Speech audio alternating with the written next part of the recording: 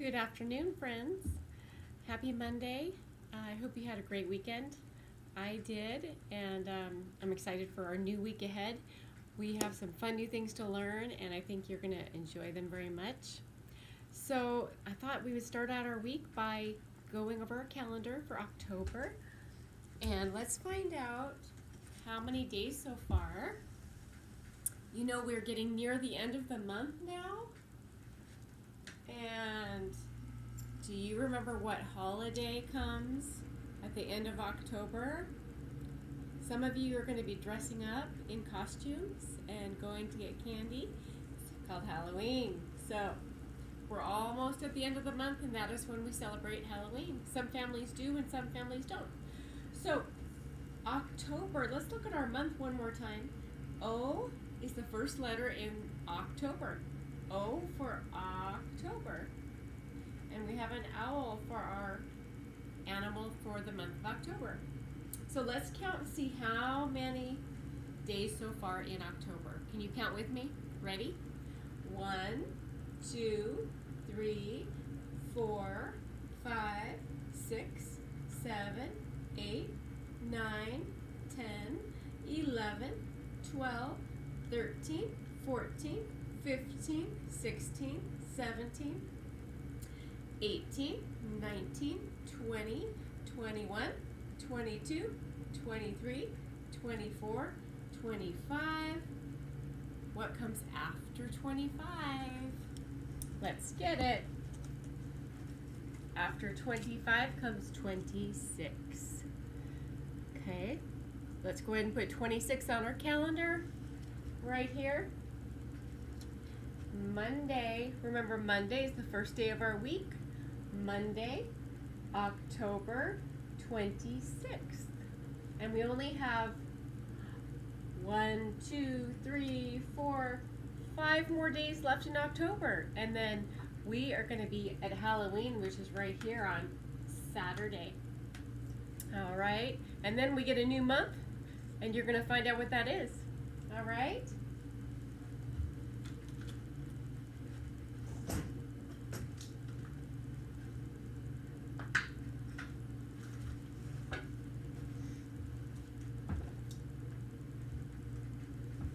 All right, so the next thing we're going to do is talk about our letter for the week. And before we do that, though, I thought we should review the letters we've learned so far this year, okay? So I'm going to go back to the very beginning. Who knows what the first letter of the alphabet is? It's an A. A is for apple, apple. And I bet some of you saw the video of about apples and apple trees and where they come from and what happens to them through their life. So let's review the rest. This is A. A says A. A is for apple, apple. B is for ball, ball. Can you say b for ball and baby? Can you think of a word that starts with a B? The next letter is C. C is for carrot, carrot. C is also for candle. Have you ever seen a candle that's lit and it has a flame? And then last week we did the letter D. D is for donut, donut. Do you like donuts? They're pretty delicious. So our letter for this week is going to be an E. And you can see that E is made up of lots of different lines. We have a line down. We have 3 lines across. We have a big line on top, a small line in the middle, and a big line on the bottom. And that's an E. E is for elephant. Next thing we're going to do is talk about some of the things we're going to learn about this week. And as you know, we are learning about trees. This is our very last week to learn about trees. So we have two things we're going to learn this week. One of them is about who takes care of trees. So some trees just are out in the forest and they kind of take care of themselves, don't they? They grow and some of them die. Over time they kind of fall apart and rot. And but other trees get taken care of by someone. And that could be a family has trees in their yard and they take care of them themselves. But some trees are taken care of by special people. And we're going to learn a little more about that. We're also going to learn about what happens to a tree as it goes through the year. Because we know we have 4 seasons. We have fall. Right now it's fall time. We have winter time when it gets very cold. We have springtime when everything wakes up again. And we have summer when things get warm. The weather changes and it gets sunny and hot. And so as the year goes by, different things happen to the trees. They go through different phases. So we're going to be learning about that this week. But first, I thought today I would read you a little story about trees and growing trees and who takes care of them. Okay, so I'm going to show you my book, and it's called Growing Trees. So let's go ahead and open up. This is the cover of the book, isn't it? It's the front. The back of the book, it tells us a little bit about what's going to be inside the book. Okay, this is the back of the book. Let's find out. Oh, it looks like I'm going to get my glasses on so I can see better. Okay, so this book, the author is Judith Bauer Stamper.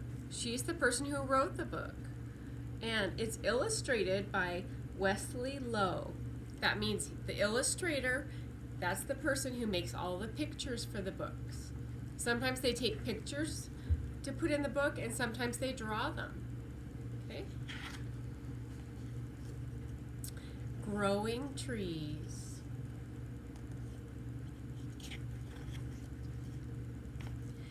This is a picture of my tree and me. We've been growing up together for a whole year. See, she's getting taller and the tree is getting taller. It all began last summer. I went to visit a national forest with my mom and dad. A forest is a great place to learn about trees. There are trees as far as you can see. We took a hike with a forester. A forester is an expert on taking care of trees in the wild. This is called a forester.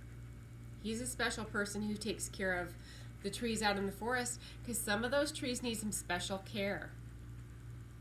The forester showed us small young trees and big old trees that were like towering giants. Then he explained the life cycle of a tree. It all starts out with a seed. You see the seed? In the spring, the warm sun makes the seed germinate or begin to grow. The seed begins to grow. The seed sprouts a small root that grows down into the soil. And that root is able to absorb the water and the minerals from the soil, and that's their food and water. Next, a small stem pushes up out of the ground and grows 2 tiny seed leaves. The leaves use sunlight to give the tree energy to grow. And a new growth called a shoot appears at the tip of the stem. Larger leaves grow from the shoot, and the seedling is on its way to becoming a tree. So you can see what happens. It starts with a very small seed, and it begins changing and growing, and before you know it, it turns into a tree. But you know, it takes quite a while for a tree to get big. Many years sometimes. The young tree keeps growing if it gets enough water and enough sunlight to survive. In its next year of life, the tree grows buds that may turn into leaves. Soon the tree has branches, a woody trunk, bark, and lots of leaves. Each year the tree grows taller and its trunk gets wider. This is the trunk. This small trunk, this grows bigger and bigger and bigger every year. You can tell, a forester, he can tell how old the tree is by counting the rings. If you look carefully, you can see there's rings in here. And if he counts them, he can find out how many years the tree has been growing. This tree was more than 100 years old. Wow, that's very old, isn't it? A forester can also find out how old a living tree is by using a tree borer, a tool that takes out a small part of the tree without hurting it. And it looks like that's called a borer. After our trip to the forest, I wanted to grow a tree of my very own. Dad took me to a nursery where you can buy flowers, shrubs, and trees. Have you ever been to a nursery? We have some different nurseries around town and in Olympia, and most towns will have a nursery, and it's where you grow small trees and bushes and plants. A nursery has trees that have grown big enough to transplant or to plant into a new pot. The nursery worker showed me trees that have flowers in the spring and fruit in the summer. We looked at trees with soft leaves and trees with pine needles. So a nursery worker that works at a nursery, they take care of trees too, don't they? Foresters do out in the forest, and nursery workers take care of plants and trees that are in a nursery. I chose a maple tree. My tree was already more than 4 feet high, just a little bit taller than me. The nursery worker helped us choose a shovel to plant the tree. She recommended organic fertilizer to feed the tree as it grows. Then she went over the instructions on how to plant my tree. Have you ever planted a tree before? I picked out a place in our backyard where the tree would get lots of sunlight and lots of room to grow. Then Dad and I dug a hole with a shovel. The hole was as deep as the tree's root ball and about 3 times as wide. We carefully lowered the tree into the hole. We loosened the burlap bag around the roots. Next, we filled in soil around the tree. I added some fertilizer to help it grow. And then I gave my tree a nice drink of water. Do you see her pouring water in? Because your trees need water to grow, don't they? Dad asked an arborist to check the other trees in our yard. An arborist is like a doctor for trees. Did you know that some trees need a tree doctor to come if they're sick? And they're called an arborist. She pruned the branches of our big trees with pruning shears. Pruning means cutting off parts of the trees to help it keep growing and being healthy. She checked all the trees for signs of disease. She also listened for bugs by using a stethoscope. Isn't that funny? That's what a real doctor does, right? A tree doctor also uses a stethoscope, but not to listen to our hearts, but to listen to the tree. They can hear if there's bugs growing, or not growing inside, but bugs that are crawling around inside, and that could be making the tree sick. One of our oldest trees had been damaged in a storm. The arborist used a handsaw and a chainsaw to cut off 2 broken limbs. I asked the arborist to check my tree. She said it was doing just fine. She added a stake to help it grow straight. And these are stakes, and the tree can kind of be attached to those stakes to help it grow nice and straight and tall and not tip over. When the weather turned cold, my tree's green leaves turned bright red. Then they twirled down to the ground. See how they used to be green, but now in the fall they turned colors and they turned red, didn't they? And after they turn colors, they fall down to the ground. See that? If you go outside and look outside on the ground by trees that you see, you're going to see some leaves because it's fall right now, and that's when those leaves fall down to the ground. And sometimes the wind blows them all around. The next spring, my tree grew buds that turned into leaves. Over the summer, it grew branches with more leaves. Its trunk grew thicker. You see the trunk is getting thicker and bigger? This is a leaf from my red maple. It has 3 lobes that have saw-toothed edges. These are called lobes. The bark is dark gray and rough with little ridges. Do you remember when we went outside and Teacher Sue touched the bark to see if it was rough or smooth? And I think all the trees we saw were rough. All summer I watered my tree and checked it for insects. It just kept growing. The arborist said my tree could grow 60 feet high. That's really high. Look at my tree now. It is much taller than I am. If I take good care of it, it will be around for a long, long time. A tree is a great friend to grow up with. Okay. All right. Well, I hope you enjoyed learning a little more about trees and about people who take care of trees. And I'm hoping I can find someone to show you how trees are pruned. I have someone I know who takes care of trees, and he might be able to make us a little video of him taking care of some trees. So I'll let you know about that.